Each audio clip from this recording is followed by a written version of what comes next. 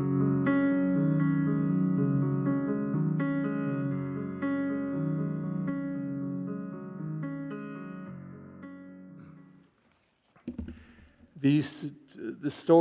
first story from the book of the Kings, and the reference back to it when Jesus names Naaman the Syrian that was healed of leprosy.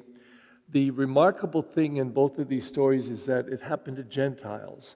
Now, as we heard yesterday in the gospel at the Sunday Mass, that at least the ones where we read the particular cycle, that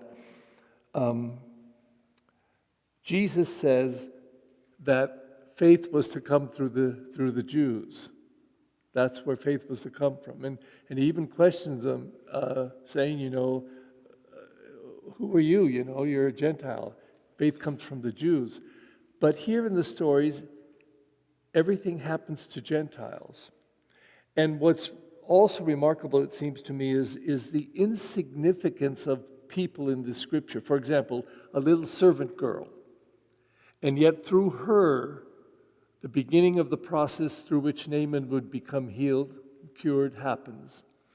And then through his own servants, because when he is told to go wash himself 7 times in the Jordan, he's thinking, in this cruddy, muddy river, there's better rivers than this where I come from. So he gets all proud and refuses to go into the waters.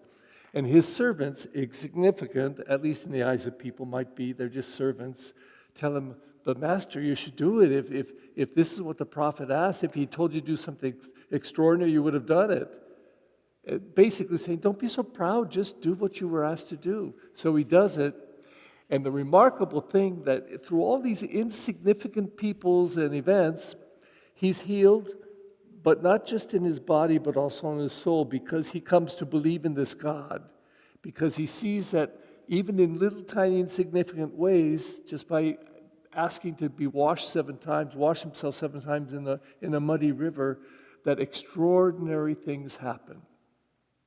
And then this is referred to in the gospel, this story, and also the other Gentile woman who it doesn't say she was healed, but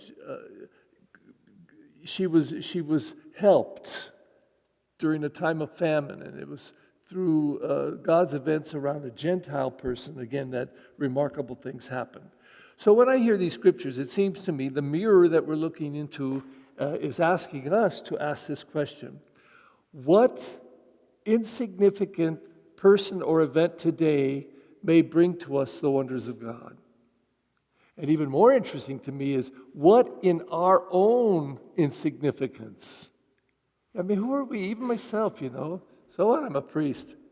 But what little thing might we say or do that might bring God's awareness or love into somebody? When I go down the aisle on Sundays, I bump the little kids because I think that they're in a way, they're the forgotten ones here.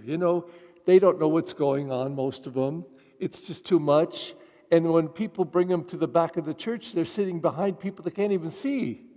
But boy, when I go down that aisle and I put my hand out there, they run over to me to bump the hand.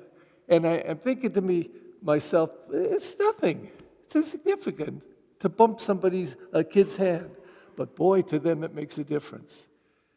Because they were noticed, because somehow they made a connection with this big guy up there with all this purple on, and they don't know what it all means, but, he gave me a bump. He gave me a bump. So I ask you, as I ask myself, what can we say or do today? And we might look at it and say, it was nothing, totally insignificant. But how might that bring God's love and the wonders of God more alive in somebody around us today? Please stand.